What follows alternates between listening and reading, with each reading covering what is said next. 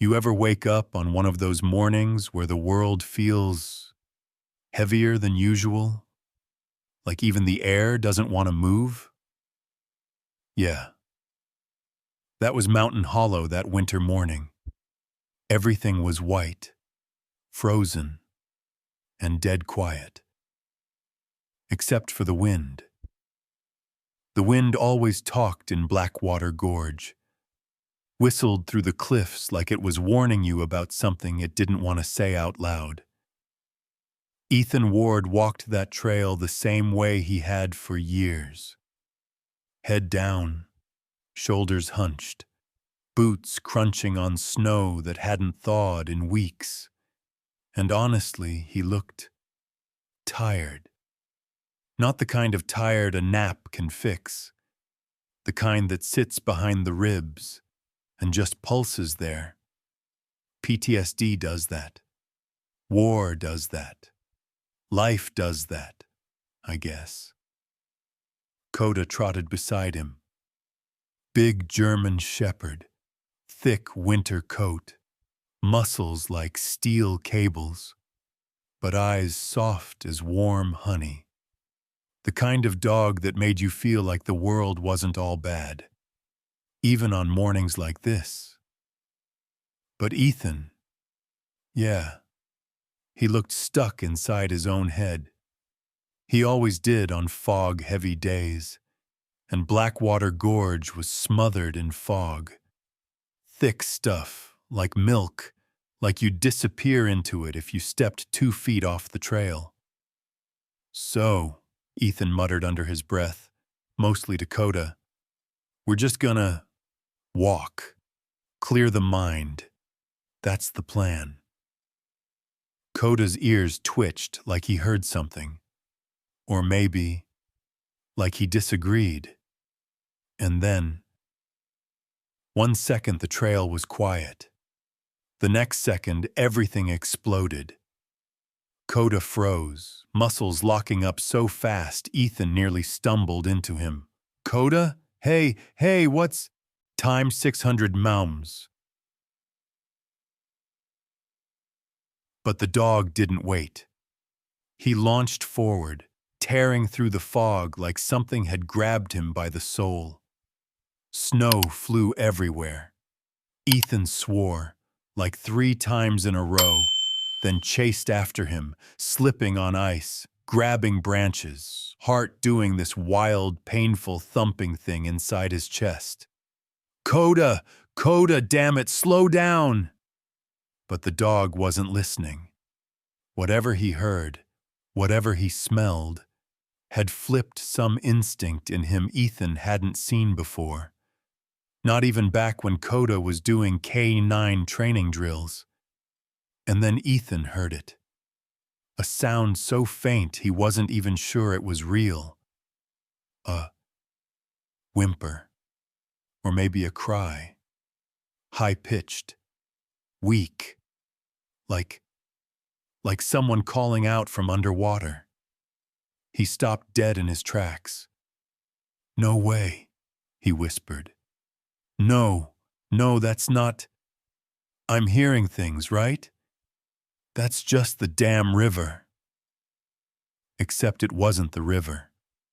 Because the river at Blackwater Gorge was frozen over and barely moving. Coda sprinted toward the cliff edge, paws skidding on the hard ice, barking. No, screaming. Like he was begging Ethan to hurry the hell up. And that's when the fog thinned just enough for Ethan to see it. And God, his stomach just dropped. A burlap sack. A heavy-soaked burlap sack hanging off a ledge, half caught in a dead branch, half dangling over a 40-foot drop into the rocks below. Rocking, moving, like something or someone was inside it. Jesus Christ, Ethan whispered, breath fogging the air. No. He slid the last few feet on his knees, grabbed Coda by the collar to keep him from lunging off the edge, and reached out with shaking hands. Time thousand ma. The sack shifted, not from the wind, not from gravity, from inside. Oh God! Oh God! Ethan grabbed the bag, fingers slipping on the soaked fabric, boots scraping on ice that didn't want to hold his weight. Any wrong move and the whole damn thing would go over. "Coda, back, back!" he ordered, voice cracking. But Coda stayed close, whining this long, broken whine that sounded too human. Ethan yanked, hard. His shoulder nearly popped, but he got the sack up, dragging it onto the frozen ground, snow sticking to the rough fabric like salt on a wound. His breath was coming in short, ragged gasps. "Please, please don't be." The knot on the top was tight, soaked stiff. His fingers fumbled. He cursed, fumbled again, and then he ripped it open. At first, he couldn't breathe. Inside, curled up like a dying animal, was a baby girl. 3 years old, maybe. Blonde hair plastered to her forehead. Skin blue around the lips. Little hands clenched like she'd been fighting something she couldn't beat. And then, her chest moved. A tiny broken inhale. Barely there. Her lips trembled, opened, and the softest, weakest sound escaped her. "Mama." Ethan's whole body went cold. Not from the snow, not from the wind, from the realization that he was holding a child who had been thrown away like trash, and she was still fighting to live. "Sweetheart, hey, stay with me. Please stay with me." His voice cracked, shaking so hard it barely sounded like English. Times a 900 mums. But the little girl's lashes fluttered. Once, twice, and she just went still. "No, no, no, no, hey!" Ethan shouted, grabbing her tiny shoulders, pulling her out of the sack, pressing her frozen body against his chest. "Stay awake. Look at me. Look at me, baby. Come on. Don't do this. Don't." Coda pressed his head against Ethan's arm, whimpering so hard it sounded like he was sobbing. The world around them went silent. The fog stilled. Even the wind stopped like it was holding its breath. Time froze. And that's where everything changed. Right there. On the edge of Blackwater Gorge, with a dying child in his arms, and a dog who refused to let her go unseen. And honestly, the second Ethan felt that tiny body go limp in his arms, something inside him snapped. Not the bad kind of snap. Well, maybe a little, but more like a switch flipping. From shock to survival mode. He didn't waste another second. Okay, hey, I got you," he muttered, voice shaking. "Just stay with me, sweetheart. Stay with me." He pulled his military field jacket off. Heavy, faded, still carrying that faint metallic smell of gun oil and burnt powder. The kind of smell you never scrub out, even years later. And he wrapped Eden in it like he was wrapping a burning ember, one that could die if the wind touched it wrong. The jacket swallowed her whole. She was that small. Coda circled them, moving in a tight loop, barking at the trees like he was daring something, anything, to come out. His hackles were up, tail stiff, whole body on edge. It wasn't just fear, it was protection. Guard dog instinct turned up to maximum. Ethan hooked one arm under Eden, held her against his chest, and stood up so fast he got dizzy. "Come on, come on, come on." He didn't walk, he ran. "You hear me?" he said, breath exploding out of him in white puffs. "You don't get to quit. Not today. Not like this. Come on, baby girl." His boots hammered the frozen ground so hard they slipped more than they gripped. He didn't care. His lungs burned. His knees screamed. The cold sliced his face like glass. But he ran. Coda stayed glued to his leg, bumping into him every few seconds as if to say, "Don't stop. Keep going. I'm here." The fog made everything feel unreal, like he wasn't sprinting through a canyon, but through some nightmare he couldn't wake from. At one point he shouted, "Help! Somebody! Hey!" But his voice just bounced off the cliffs and came back sounding smaller, more desperate. "Damn it! Don't quit on me," he whispered again. Eden's head lolled to the side. Her lips were almost white. Not blue, white. Her breath was so faint it barely fogged the air. "Stay with me," he begged.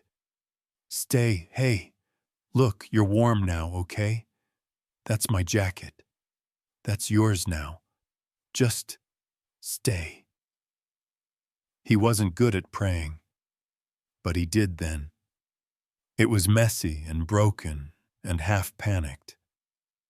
"God, if you're listening, just don't take her.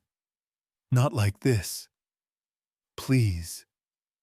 The last stretch to Mountain Hollow's clinic felt like 10 miles, and 10 seconds at the same time. He burst out of the tree line, boots sliding on the packed snow of the access road. "Help!" he screamed again, voice cracking in a way that didn't sound like him. "Open the door!" Coda sprinted ahead, slamming into the wooden porch with his paws, barking and whining, scratching at the door so hard the paint chipped. Inside, someone shouted, "Hold on, I'm coming!" Dr. Abigail Cross yanked the door open. Hair in a messy bun, glasses crooked, scrubs half-zipped. The second she saw Ethan holding the bundle, her whole face dropped. "Oh my God. What? Who?" "No time," Ethan barked. "She's freezing. She's not. Just help her." Abigail grabbed Eden from his arms so fast he almost fell forward. The doctor pressed 2 fingers to Eden's neck, then her wrist, then her chest, and her voice came out in a breathless whisper. Oh my God. She's barely got a pulse. Ethan, she's seconds from arrest." That sentence punched a hole through him. Coda whimpered and shoved his head under Ethan's hand, like he felt it too. Abigail kicked the door shut with her heel and shouted down the hallway, "Linda, warm blankets, heater, now!" It was chaos, the good kind, the saving someone's life kind. Ethan stumbled after them into the exam room, but Abigail put a hand to his chest. "Ethan, let me work. I know you want to stay, but I need space." He shook his head. "No, I'm not leaving her." Before Abigail could argue, another voice cut in. "Let him stay." Sarah Monroe, hair messy from sleep, sweater on backward, still wearing pajama pants, appeared in the doorway. She didn't even ask what happened. She just saw the baby, saw the fear on Ethan's face, saw the way Eden's little fingers twitched like a dying spark, and she walked straight to the exam table. "Hey, baby girl," she whispered, brushing Eden's forehead with shaking fingers. "Hey, look at me. Look at me, sweetheart." Abigail hooked sensors on Eden's chest. The monitor beeped once, then struggled, then beeped again, like it wasn't sure it wanted to. Sarah took Eden's hand, held it like it was the most fragile thing she'd ever touched. "Come on, little one," she whispered. "Don't quit, okay? Don't let go. We're right here." Ethan couldn't breathe. His hands were still trembling uncontrollably. Coda pressed his body against his leg, grounding him, keeping him from falling apart right there on the tile. And for a moment, just a moment, Eden's fingers curled around Sarah's thumb. So weak it felt like nothing. But to Ethan, it felt like the first sign of a miracle, a darker one, the kind that makes your stomach twist, even when you don't know why yet. Ethan was pacing the hallway outside the exam room, hands on his head, breathing like he'd just run a marathon through hell and back. Coda stuck so close to him that their shadows looked like one shape on the wall. Then Sheriff Nolan Briggs showed up.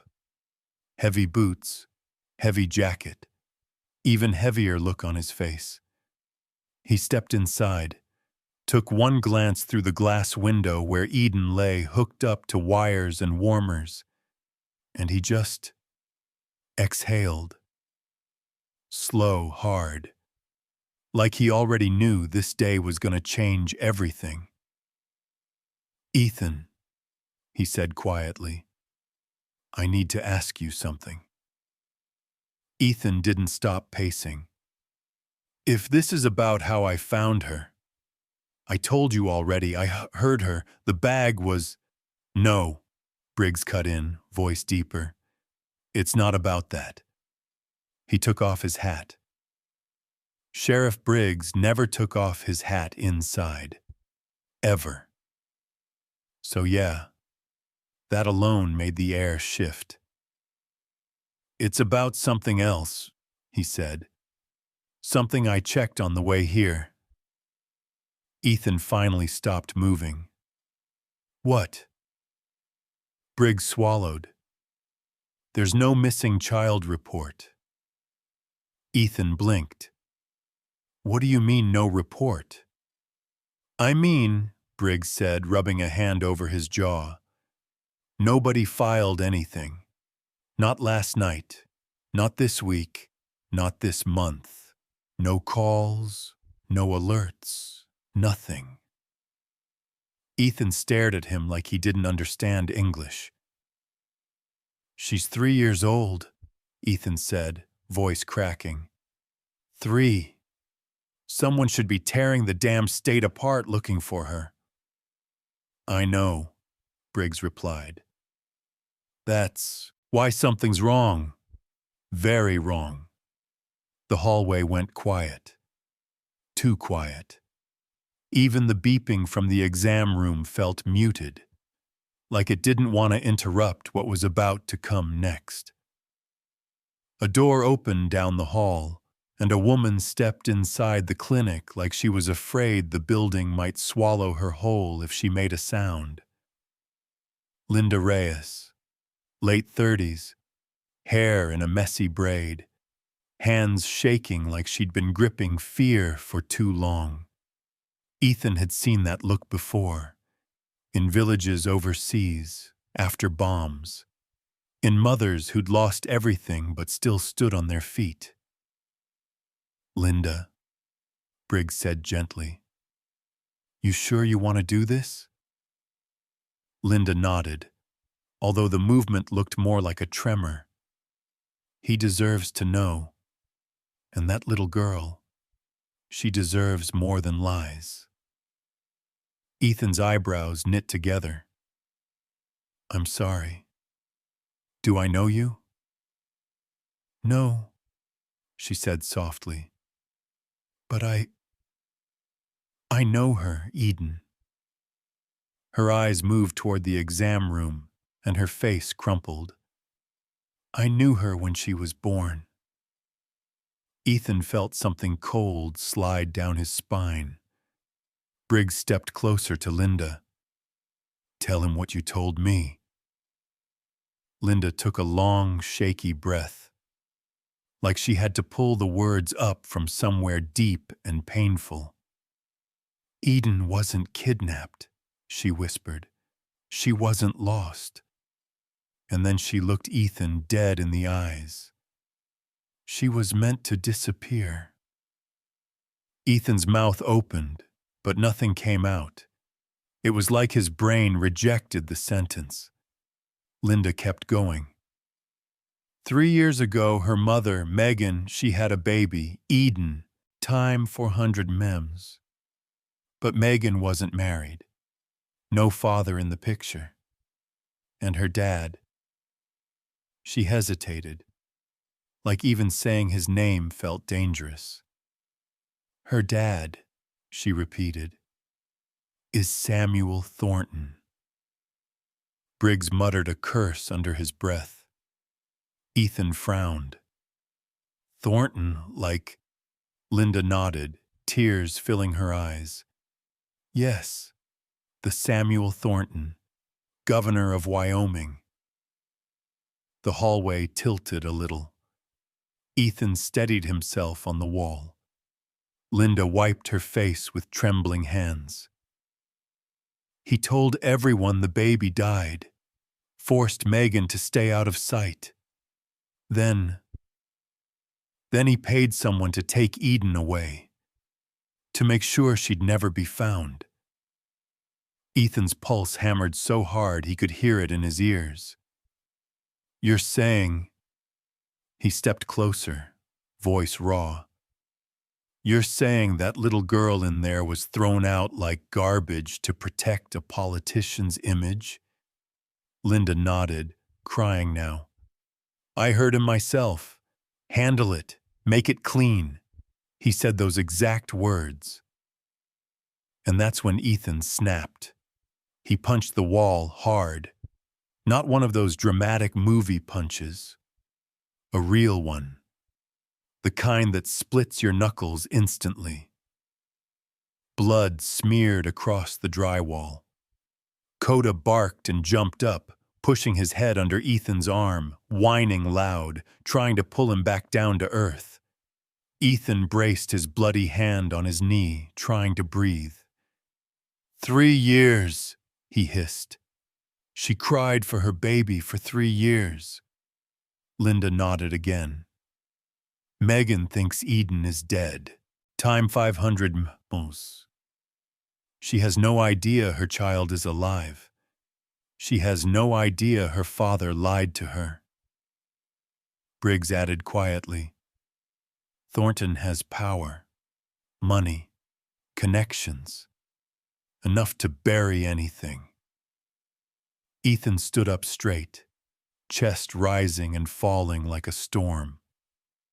I swear, he said, voice shaking with fury, if that man comes anywhere near her again...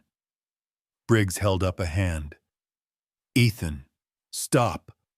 Don't say something I'll have to arrest you for. But Ethan wasn't hearing him. He was staring at the exam room window.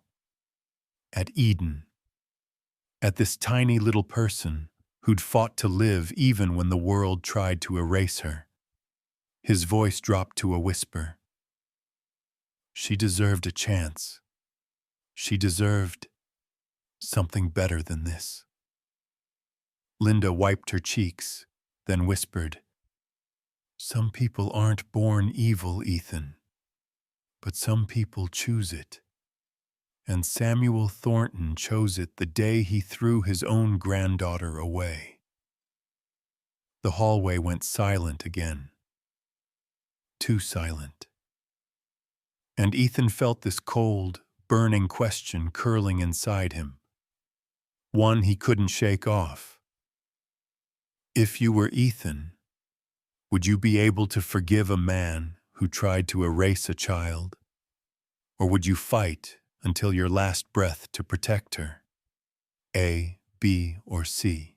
Because barely 20 minutes after Linda confessed everything, the front doors of Mountain Hollow Clinic swung open so hard the hinges smacked the wall. And in walked power. Not the kind you vote for, the kind you're scared of. Samuel Thornton entered first. Tall, polished, dressed in a dark winter coat that looked like it cost more than Ethan's truck. His shoes didn't even have snow on them, like the cold didn't dare touch him. Behind him, 3 state security agents in black suits fanned out like shadows. The whole hallway shifted, like the air suddenly had weight. Ethan felt his spine go rigid. Sarah stopped mid-step. Sheriff Briggs muttered the quietest, "Damn it," under his breath. Thornton didn't look frantic or worried. He wasn't a grandfather desperate to find a child. He was a man here to clean up a mess. That alone sent chills crawling down Ethan's arms. "What the hell is he doing here?" Ethan whispered. Briggs clenched his jaw. He must have heard there's a child involved. And when a man like him hears something he tried to bury is digging itself back up, he moves fast. Thornton walked straight through the clinic like he owned the place. Didn't ask permission. Didn't introduce himself. Didn't even look around. He just stopped right in front of the window where Eden lay resting inside Sarah's arms. And for a split second, just a second, his face flickered. Something ugly. Something ice cold. Something like, "How are you still alive?" Then the mask snapped back into place. He turned to the room, voice smooth as a politician on TV.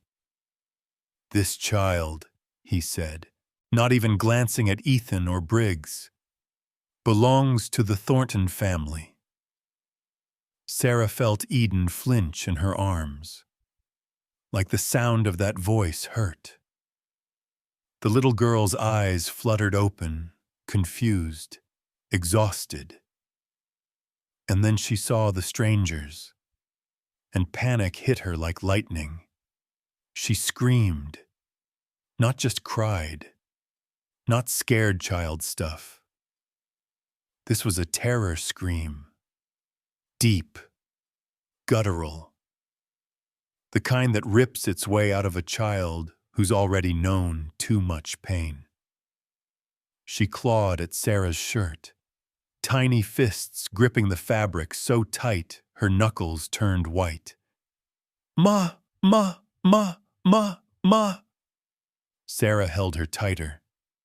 "It's okay, sweetheart. I got you. I got you." But Eden wasn't calming.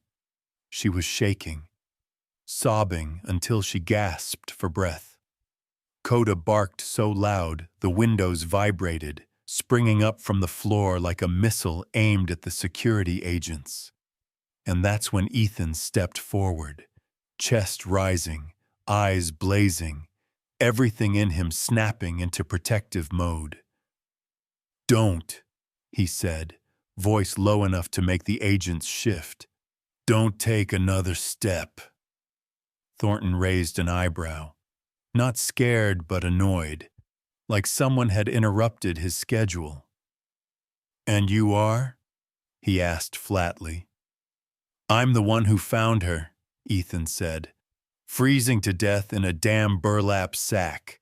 Because of you. Because of whatever you ordered 3 years ago." Thornton's expression didn't move, not an inch. "You're mistaken," he said calmly. "This situation is a misunderstanding. Time were 500 ms. One I intend to correct." "Misunderstanding?" Ethan barked a laugh, cold, sharp. "She almost died. She was thrown away. And you call that a misunderstanding?" One of the agents stepped forward. Briggs blocked him with a hand to the chest. "You will not touch that child," Briggs said, voice firm as steel. "Not without a court order." Thornton's jaw ticked once. Just a small movement, but enough to show something boiling underneath. "She is my granddaughter," he said, "and she will be going home with her family." Ethan moved without thinking. He stepped in front of the doorway to the exam room. A shield, a wall, a man who'd already lost enough and wasn't about to lose more.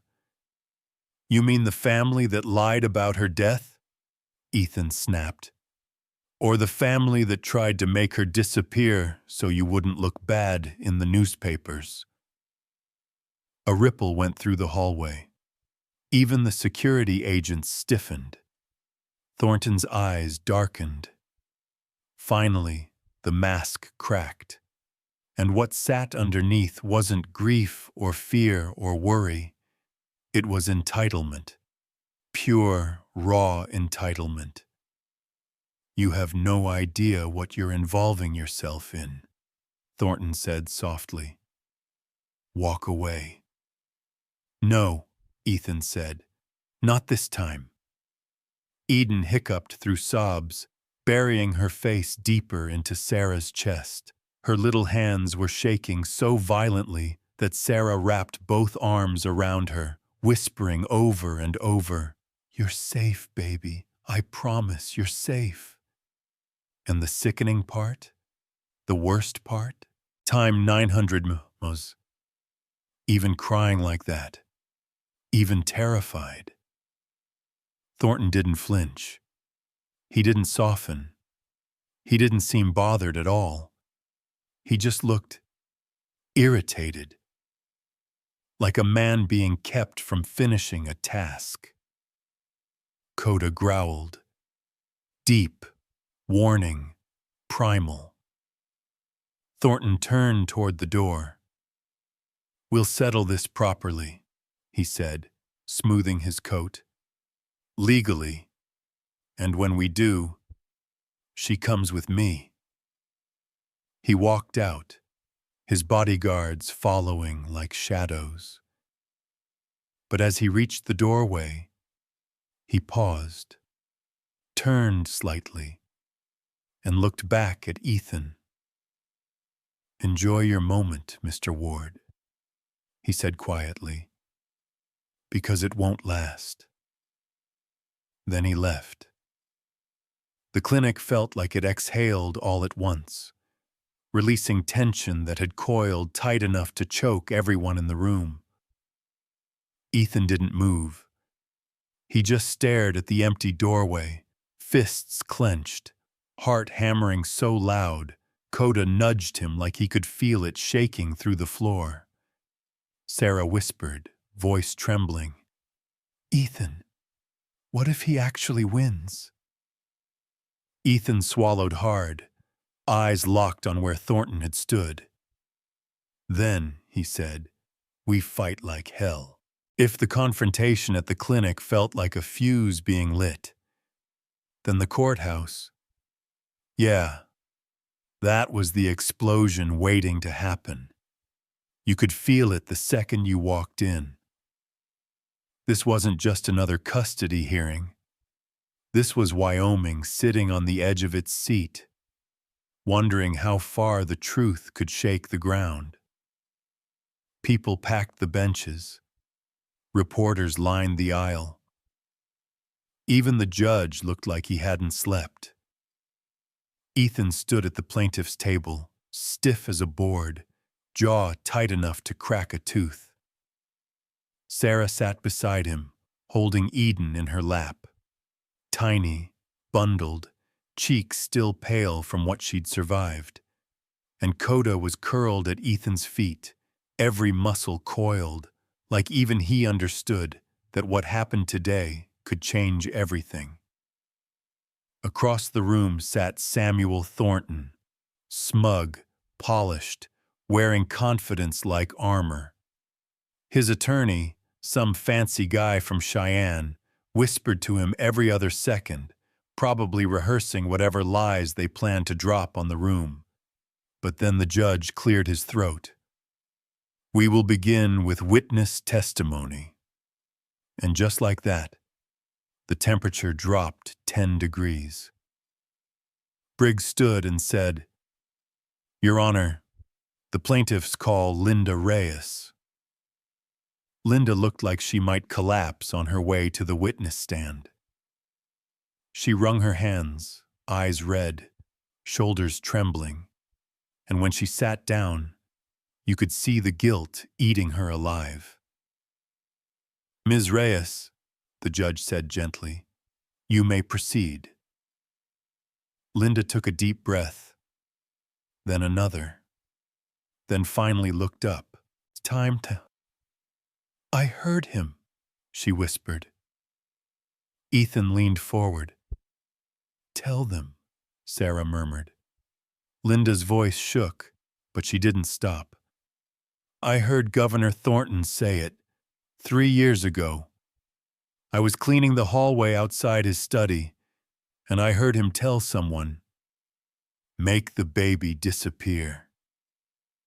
The room gasped, literally gasped. Not a dramatic movie gasp, a real one, like people couldn't stop themselves. Thornton's attorney shot up. "Objection! Hearsay!" But the judge raised a hand. "Overruled. Continue." Linda wiped her cheeks with the back of her hand. "He said Eden would ruin everything. That if people knew his unmarried daughter had a baby, the press would destroy him. He said he'd handle it." She swallowed hard. "And then Megan. They told her her baby died. I heard her screaming. She didn't believe them. She begged to see the body. They wouldn't let her." Ethan's stomach twisted so hard he had to grip the table. Sarah covered her mouth. Linda's voice cracked completely. "I stayed quiet because I was scared. I shouldn't have. And I'm sorry. To all of you, I'm so damn sorry." The courtroom went dead silent, except for someone quietly sobbing in the back. Then the judge spoke softly. "Thank you, Ms. Reyes." But before Briggs could call the next witness, a voice echoed from the far corner of the room. I need to speak." Everyone turned. Megan Thornton stood up, and she looked nothing like her father. She wasn't cold. She wasn't controlled. She looked shattered. The judge nodded. "You may approach." She walked to the stand like her legs barely worked. When she sat, she gripped the edges of the chair like she might fall right off if she let go. "Ms. Thornton," the judge said, "can you tell us what you were told the night your daughter was born?" She closed her eyes, tears already slipping. "They said she was gone." "Who said?" the judge asked gently. "My father's doctor," Megan whispered. "He told me Eden didn't make it. He told me not to look. He said it would hurt me more." She choked on a breath. I begged to hold her. Just once, just once." A sob broke out of her throat. "But they wouldn't let me. I never even got to touch her hand. The room froze. Even the reporters put their pens down. Megan turned toward Ethan and Sarah, her voice shaking like thin glass. I didn't know she was alive. I didn't know he, she pointed at her father, did this. If I had known, I swear I would have burned the whole world down to find her. Even Thornton's attorney didn't move. No one dared. The judge cleared his throat again, eyes misty. Thank you, Ms. Thornton. Then Briggs called the third witness, Dr. Abigail Cross. Abigail stepped up with her shoulders squared. She wasn't dramatic. She didn't tremble. She spoke with that calm, clinical certainty that makes truth hit even harder. When Ethan brought Eden in, she said, she was minutes from death. Not hours. Minutes. Her body temperature was so low it barely registered. Had he found her 15 minutes later, we would not be in this courtroom today. Thornton shifted in his seat for the first time. Abigail continued, voice firm. This was not an accident. This was not negligence. This child was discarded, and she survived because fate put her in the path of the right man and his dog. The room buzzed with quiet murmurs, and the judge had to call for order. And then, right when things felt like they couldn't get heavier, something small moved. Eden. She sat up in Sarah's lap, rubbing her eyes with tiny fists. Her curls stuck out in every direction. She looked dazed and confused by all the faces staring at her. But then, her gaze landed on Ethan. She pointed a tiny finger at him. Dada. The entire room stopped breathing. Sarah's lip trembled. Ethan froze like someone hit pause on him. And then Eden reached up her arms toward Sarah. Mama? One word. 2 syllables. And an entire courtroom fell silent. Not the awkward kind of silence. The kind where emotion is so thick you can practically feel it pressing on your lungs. Someone in the back started crying, then someone else. Even the judge blinked too many times in a row. Ethan pressed his fist against his mouth, shaking so hard Coda nudged him with a soft whine. Everything, absolutely everything, shifted in that moment. The truth wasn't in the documents. It wasn't in the lawyers. It wasn't even in the witnesses. It was in the instinct of a child who finally felt safe, right after Eden whispered those 2 impossible words, Dada and Mama. You could feel the courtroom shifting, like something sacred had been placed into the center of the room. Something no lawyer, no politician, no governor could twist or buy. And the judge, Judge Henry Lake, the man who had sat stone still through hours of testimony, he suddenly looked human, soft even. He cleared his throat once, twice, looked down at his papers, then back up at the room like they didn't matter anymore. Ladies and gentlemen, he said quietly, I believe we've all heard enough. The room went still. Even the damn air froze mid-movement.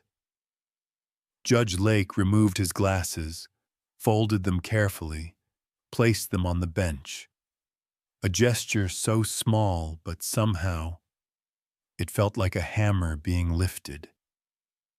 He looked straight at Ethan and Sarah, at the way Eden had curled into them like she'd always belonged there. And then he spoke.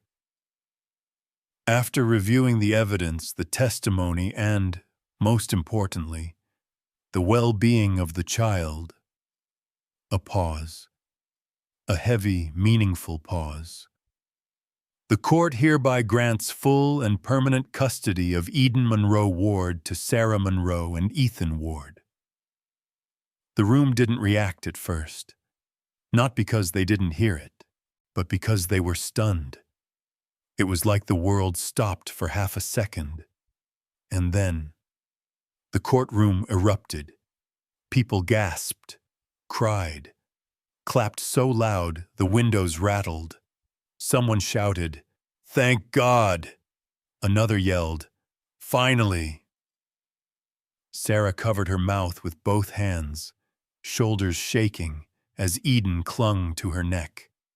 Ethan felt his knees nearly buckle, like every ounce of strength he'd carried for this fight suddenly dissolved.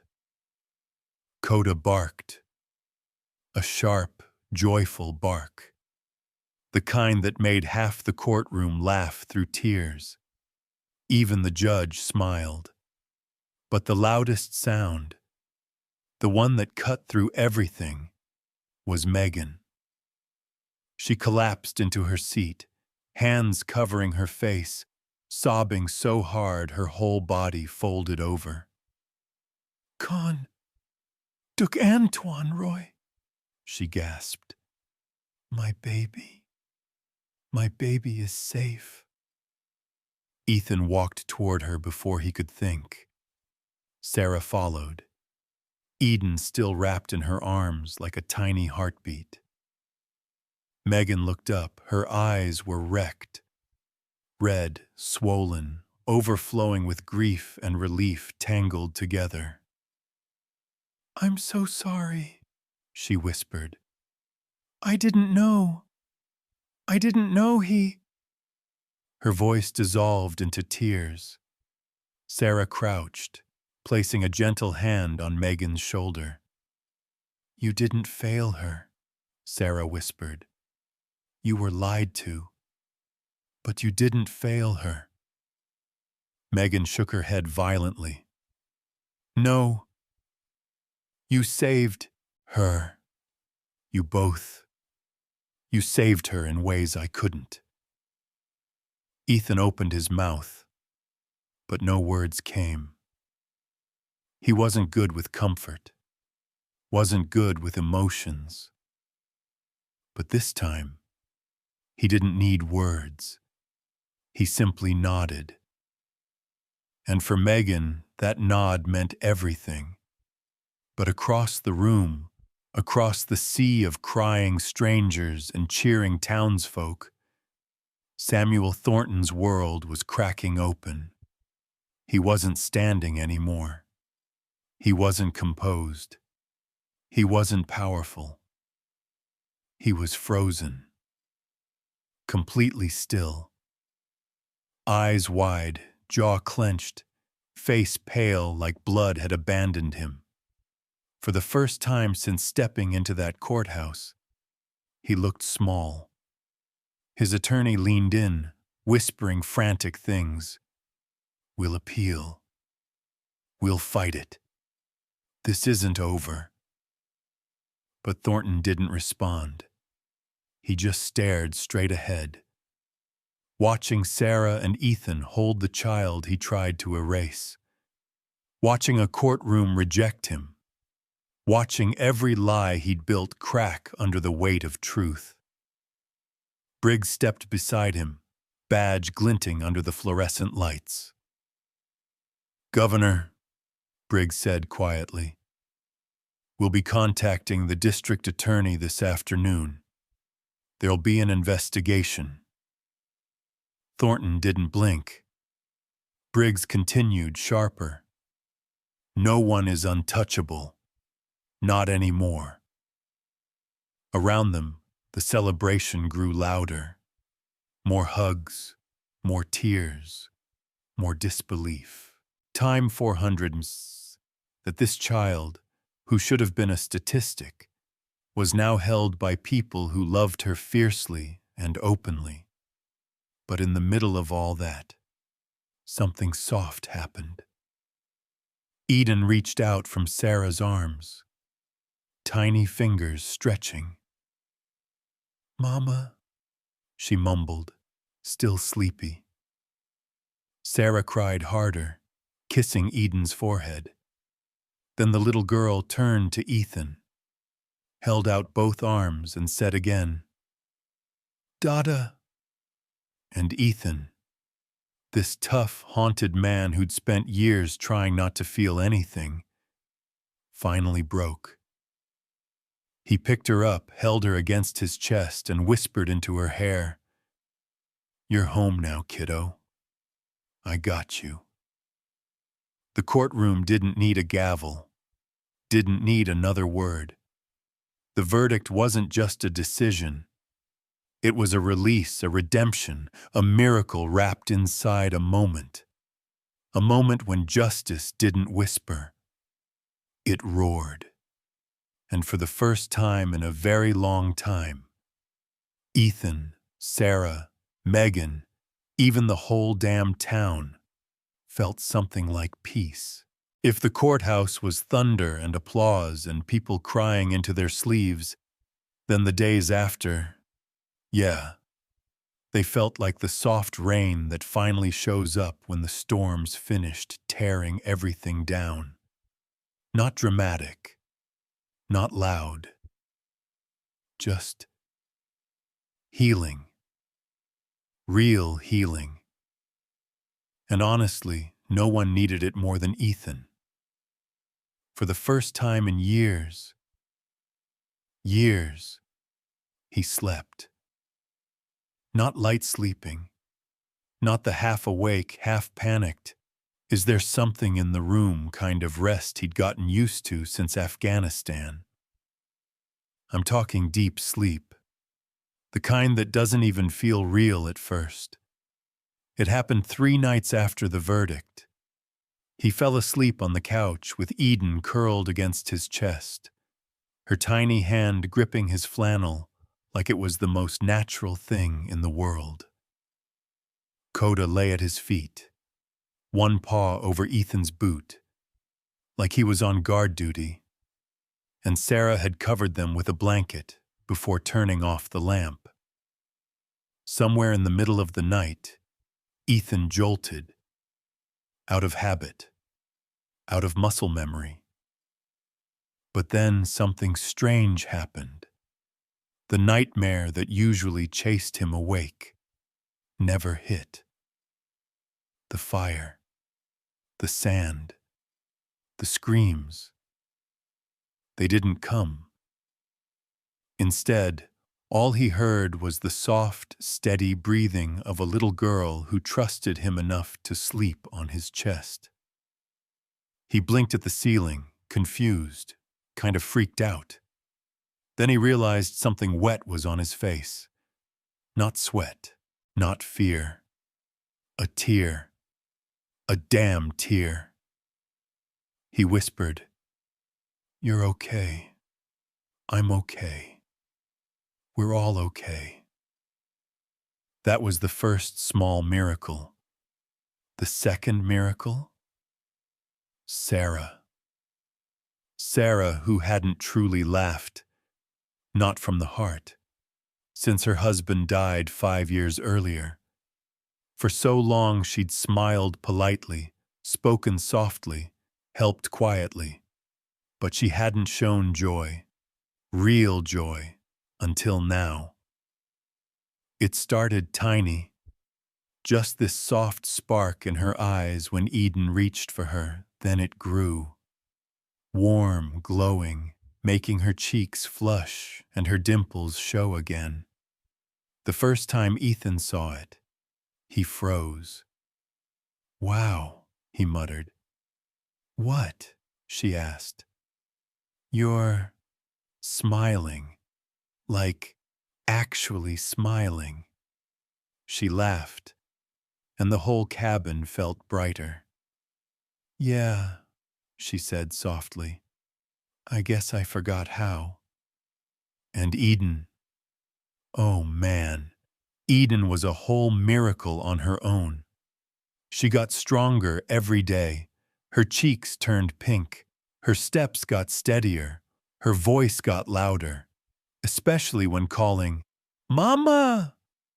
Dada! Or Koda! Koda didn't mind. That dog had basically become her shadow. She'd toddle around gripping his fur like a handrail, and he'd move slower, gentler, making sure she never fell. If she giggled, he'd wag. If she cried, he'd whine and rest his head on her lap. Ethan swore the dog looked proud half the time, like he knew he'd saved her and wasn't shy about proving it. And then there was Megan.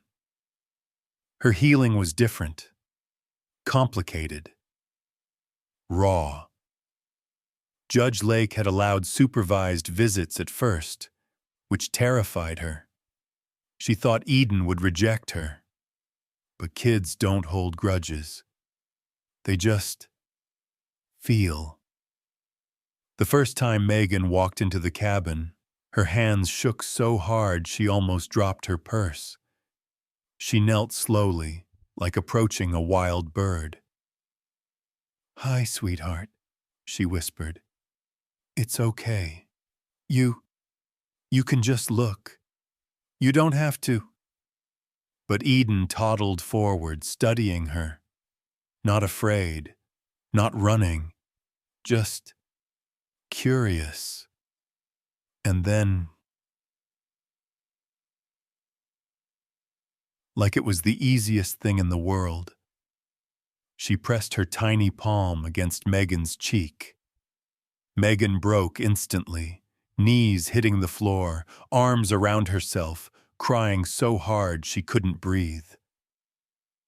I'm so sorry, she whispered. I didn't know. Ethan and Sarah stood back, giving them space. Some moments don't need help. They just need room to exist. And slowly, visit by visit, Megan got steadier. Eden got braver. The fear faded. The distance shrank. One afternoon, Eden hugged Megan. She just walked up and wrapped both tiny arms around her neck. Megan froze, like someone had handed her the whole world. Healing doesn't always look like fireworks. Sometimes it looks like a quiet cabin full of soft laughter, a soldier sleeping without shaking, a widow smiling like sunlight again, a toddler safe enough to play, a mother rebuilding something she thought she'd lost forever. It's messy, it's slow, it's imperfect, but it's real. And honestly, watching Ethan, Sarah, Megan, and this tiny force of nature named Eden learn how to exist together. Yeah, that was the third miracle. If you were sitting in that cabin with them, seeing that peace after so much chaos, what would hit your heart first? 1, 2, 5, or 6. Justice finally settled over Wyoming, like a long-delayed sunrise. The year that followed moved softer, steadier, almost like the world was finally breathing the right way again. And 1 year later, almost to the exact week, everything came full circle in the most unbelievable, heart-soaking way. It happened in Evergreen Valley, a place so beautiful it almost feels fake. Nu ban bukvau postcard ma ida Photoshop guatai. The mountains were dusted with late spring snow. The grass was green enough to hurt your eyes, and the tiny white church at the center of the valley glowed in golden sunlight, like someone aimed heaven's spotlight directly onto it. People gathered early, neighbors, friends, even folks who barely knew Ethan and Sarah but said they weren't gonna miss witnessing a miracle. Wyoming's small towns are like that. Everyone shows up for joy, almost as fiercely as they show up for tragedy. And then the doors opened. Eden stepped out first. 3 years old now, bright-eyed, chubby-cheeked, curls bouncing everywhere, wearing a tiny white dress with a purple ribbon tied around her waist.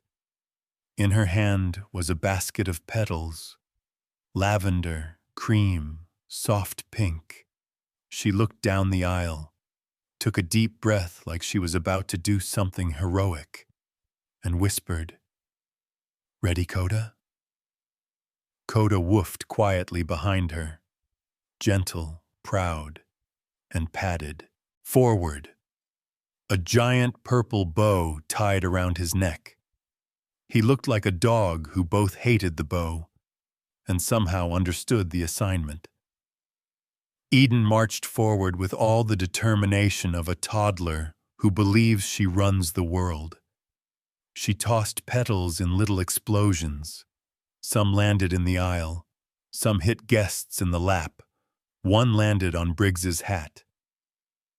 Briggs tipped the hat and whispered, "Thank you, ma'am." People laughed softly, wiping their eyes already. Eden had that effect. But up at the altar, Ethan wasn't laughing. Nope. The man looked like he'd been hit by a freight train of emotion. He stood there in a navy suit that Sarah's mom helped tailor, his hair actually combed for once, hands clasped in front of him because they wouldn't stop shaking. And his eyes, God, his eyes. For the first time in so many years, they held life, warmth, hope, a spark that had been dead for way too long. He watched Eden walk the aisle, watched Coda trot behind her, and his chest rose in this slow, shaky breath, like he still couldn't believe this was real. Briggs nudged him from the side and whispered, "Breathe, son. People pass out at weddings more often than you'd think." Ethan swallowed. "I'm good," he muttered. "I think. Probably. Maybe."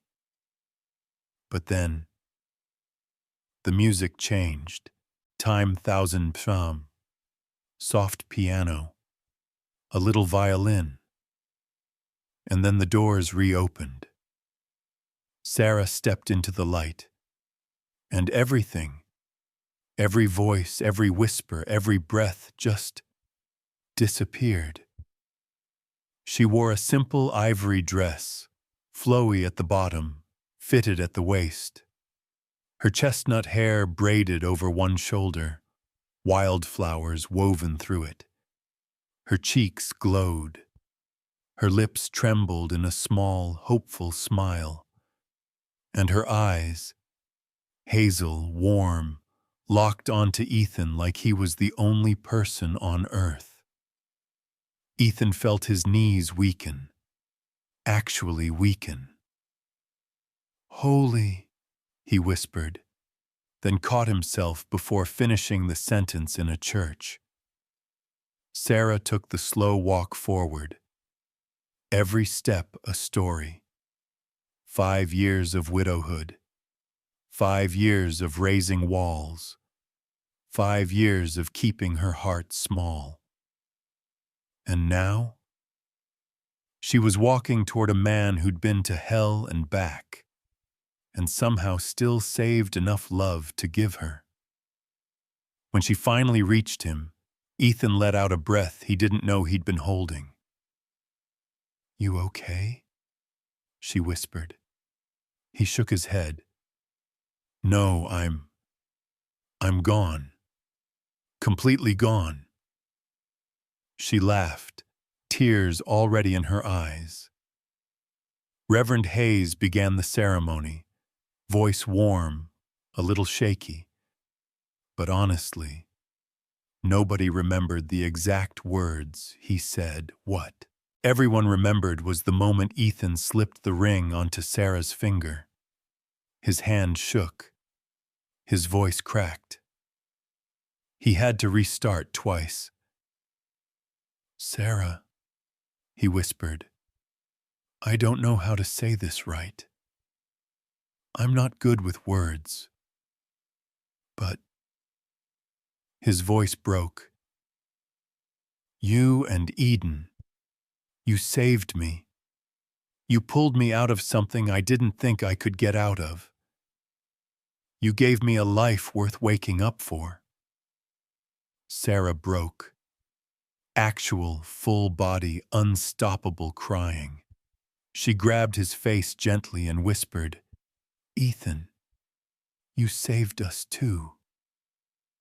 Behind them, Eden tugged Coda's ear and shouted, Mama, cry!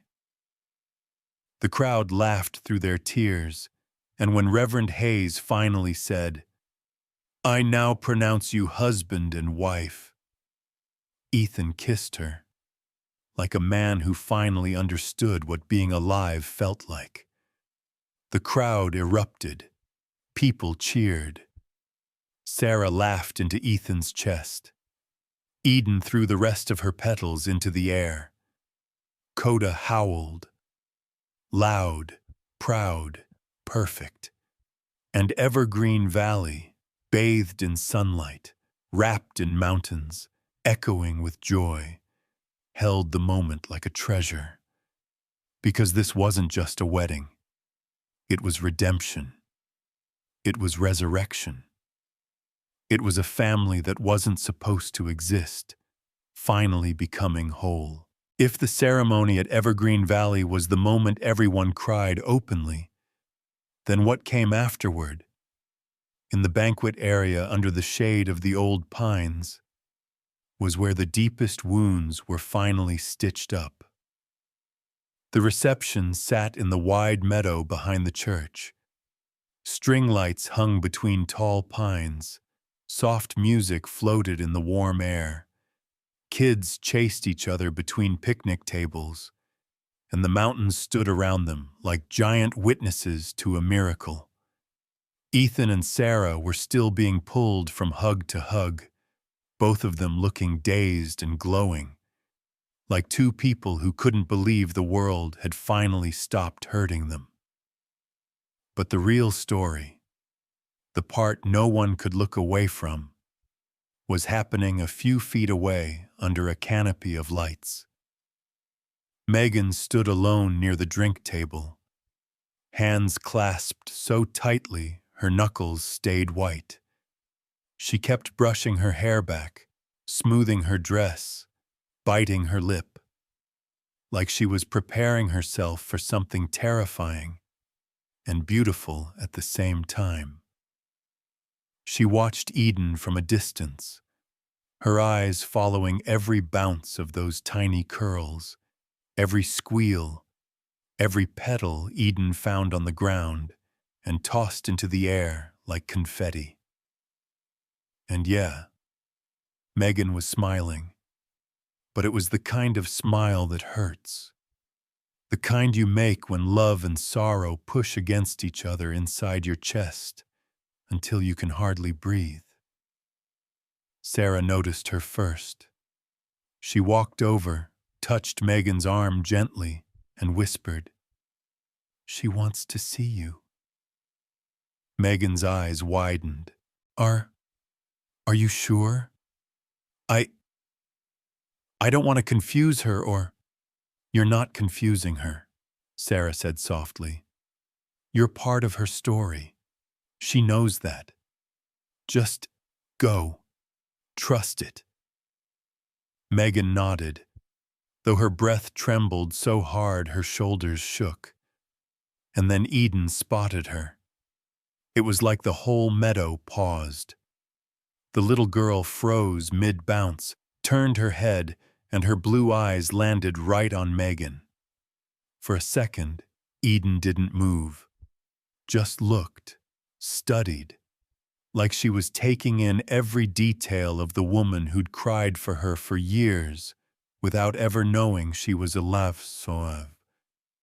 Then, slowly, carefully, Eden toddled forward. Megan's hand flew to her mouth. "Oh, God," she whispered. "Oh, God."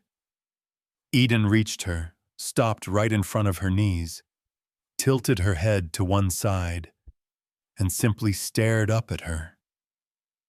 No fear, no confusion, just this strangely quiet recognition. Then, with her tiny little fingers, she reached up and touched Megan's hair. She twirled a loose curl gently between her fingers and smiled. "Aunt Megan." Megan didn't just cry. She broke. She dropped to her knees so fast, Sarah gasped behind her, arms wrapping around herself as her whole body shook. "Aunt Megan," Eden repeated softly, pressing both palms to Megan's cheeks. Megan cupped Eden's hands, sobbing into them, whispering through broken breaths. "You, oh sweetheart, you don't even know how much I love you. You don't even know." Eden blinked, not fully understanding the words, but she wiped Megan's cheeks with her tiny thumb, like she was the one comforting the adult. "Megan sad?" Eden whispered. "No," Megan choked. "No, baby. Not sad. Just grateful." She rested her forehead gently against Eden's. The two of them locked in a moment so quiet, so fragile, even the wind seemed to hush. Sarah stood a few feet away, tears streaming down her face. Ethan slipped an arm around her waist, his own eyes glossy. "This is it," Sarah whispered. "This is the healing part." Ethan nodded. Yeah, it is." Megan pulled back, wiping her eyes clumsily. "I thought I lost you," she whispered. "I thought I failed you before I ever had a chance to be anything for you." Eden pressed her small hand to Megan's heart. "Here." And maybe a toddler couldn't understand forgiveness, but she understood connection. She understood that Megan was hers, in some quiet, invisible way that didn't need words. Megan closed her eyes, tears falling onto Eden's dress. "I don't deserve this," she whispered. Ethan stepped forward then, voice steady but gentle. "You deserve to be part of her life," he said. "She deserves every good person she can have." Sarah nodded, kneeling beside them. "No more secrets," she said softly. "No more lies. No more pain. Just family. However this family looks." Megan broke into a trembling smile, messy, bright, fragile, all at once. "I thought I would never be forgiven," she whispered. Ethan shook his head. "Forgiveness isn't something you force. It's something that happens when the heart's ready. And hers," he nodded at Eden, "seems pretty ready." Eden leaned her head on Megan's shoulder, tiny arms hugging her neck with complete trust. And in that moment, under string lights, surrounded by music and mountains and people laughing, something old and aching inside Megan finally let go. She wasn't the woman whose life had been controlled. She wasn't the broken, grieving mother locked away by lies. She was part of Eden's world, and Eden had claimed her in the simplest, purest way a child could. It was forgiveness without a speech, healing without a ceremony, love without conditions, just connection, restored. Megan finally broke open, and Eden wrapped those tiny arms around her. The rest of the evening moved softer, like the whole valley understood it needed to whisper now, not shout. There are loud miracles, the kind that make people cheer, cry, fall to their knees, and then there are quiet ones, the kind that slip in on tiptoes and change a life without asking for permission. Later that night, after the wedding, lights dimmed and guests drifted home through the pine-scented air. Ethan carried a sleepy Eden into the cabin the county rented for them in Evergreen Valley. She was already half asleep, cheek pressed against his shoulder, fingers tangled in his tie like she never wanted to let go. Sarah followed, barefoot, still in her dress, heels dangling from one hand, looking like someone who had finally stepped into the life she was supposed to have. Inside, the cabin glowed warm, lamps low, fireplace humming gently. Coda trotted in behind them, tail thumping, bow crooked from kids yanking on it all afternoon. Ethan tucked Eden into the small bed in the guest room, her curls fanned across the pillow, cheeks pink, tiny chest rising and falling with that deep, innocent rhythm only kids have. He stood there in the doorway for a long time, not talking, not moving, just watching her breathe, like it was a language he was learning from scratch. Sarah stepped beside him, resting her head on his shoulder. "You okay?" she whispered. Ethan let out a breath. Yeah,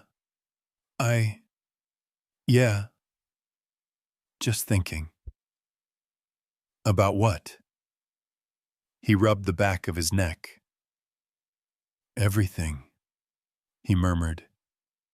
"You know, people keep telling me I saved her, that I rescued her, that I did something heroic."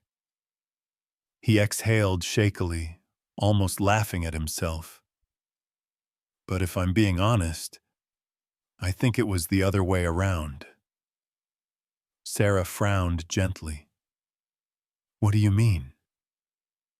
Ethan leaned against the doorframe, eyes softening as he watched Eden curl up around her stuffed fox. "Sarah," he said quietly, voice thick at the edges, "I didn't save that kid. She saved me from hell. She dragged me out of a place I didn't know how to leave. All those nights, all those terrors, the guilt, the noise in my head. I swear it eased the second she said, 'Dada.'" He blinked hard, swallowing.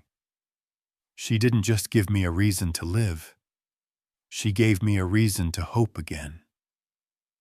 Sarah wiped a tear from her cheek. "You know," she whispered, "I prayed for years for something, someone, to pull me out of that empty place I was stuck in.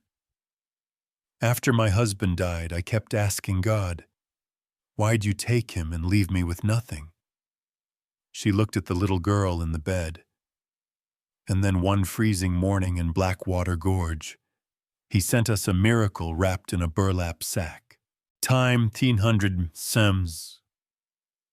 Ethan laughed softly, shaking his head. Yeah, not the packaging you expect for a miracle. But still a miracle, Sarah said. They stood there in silence, soaking it in. The warmth, the peace, the strange sacredness of the moment.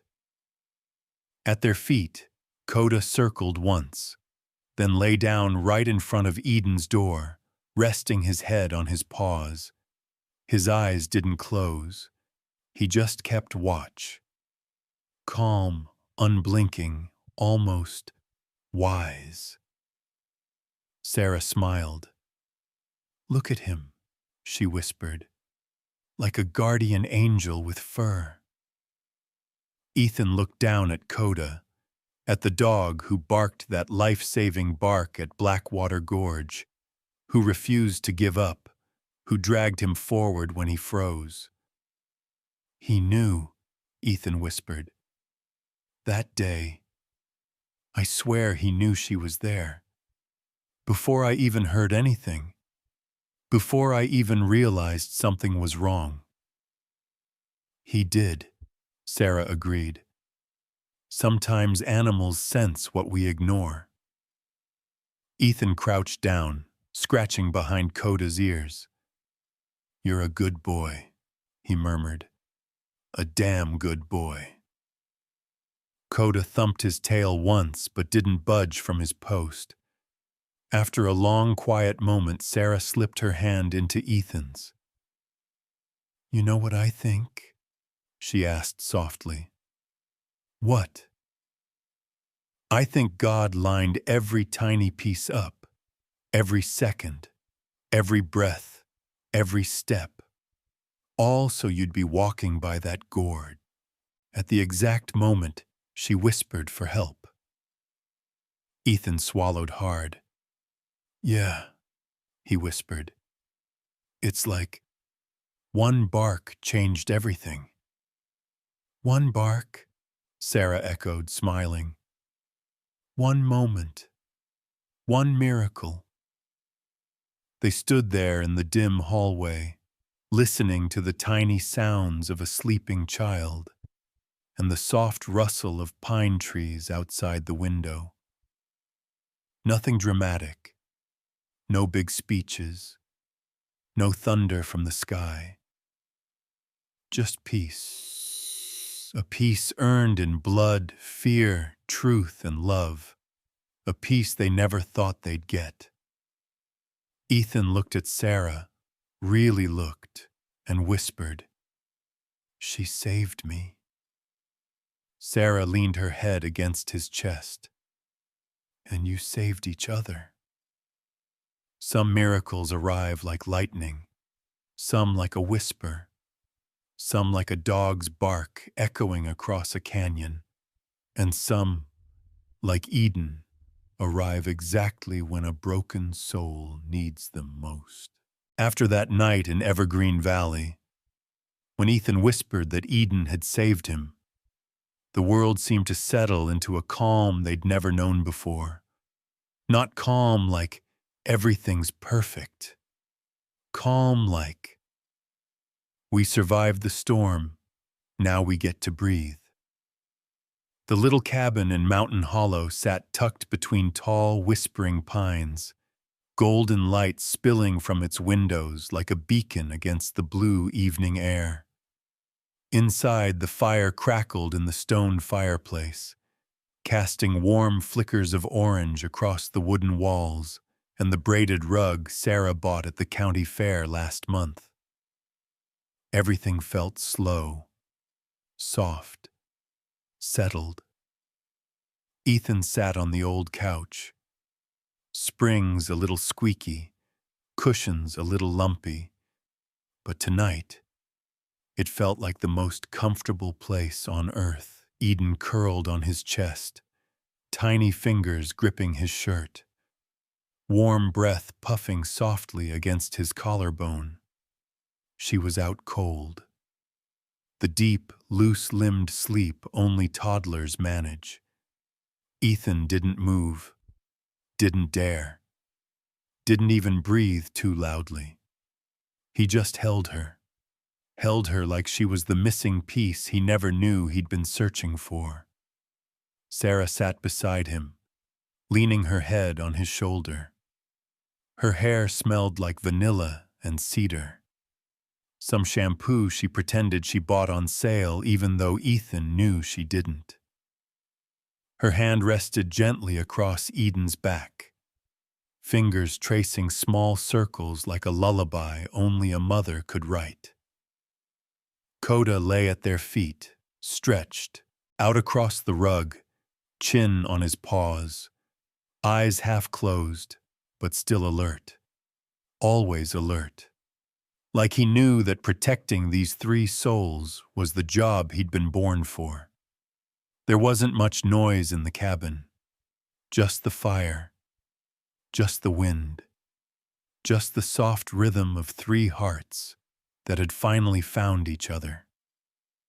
Sarah spoke first, voice barely above a whisper.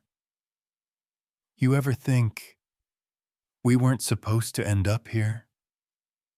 She murmured, "I mean, look at us. Look at all the things that had to go wrong just so this could go right." Ethan chuckled under his breath.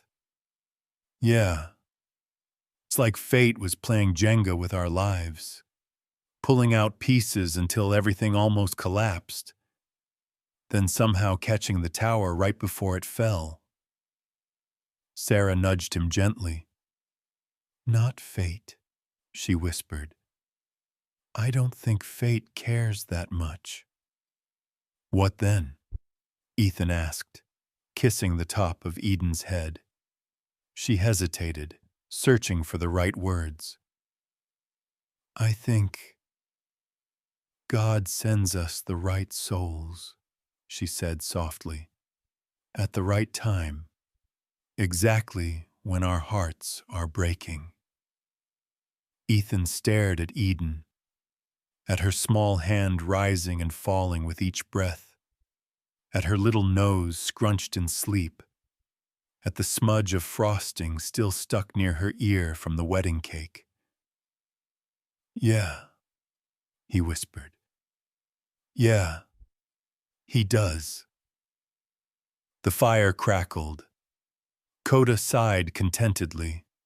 Snow began to fall outside, tapping the windows with a slow, steady rhythm. Sarah shifted closer, tucking herself deeper into Ethan's side.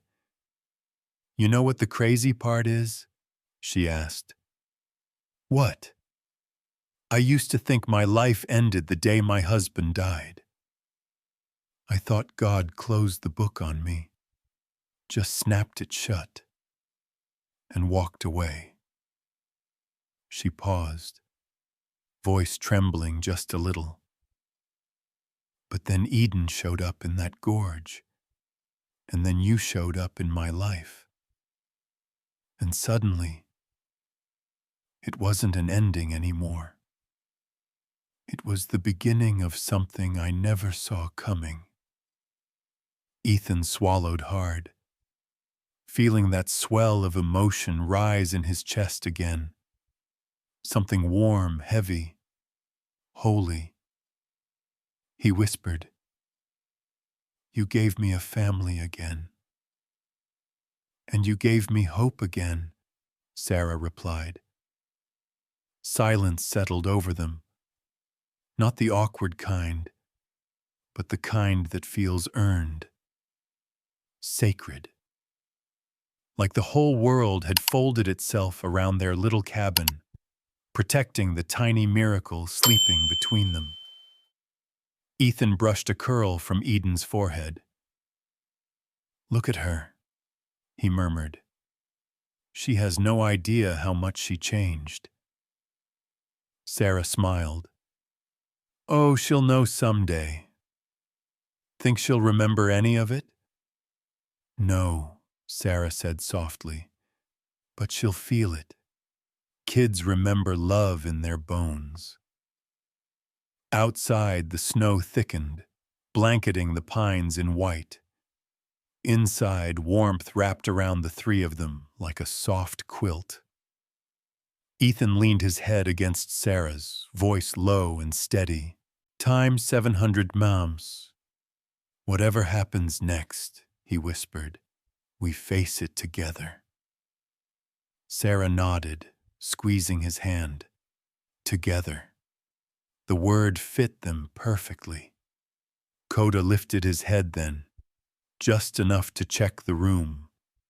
His girl safe, his humans warm, and let out one soft, satisfied huff before settling again.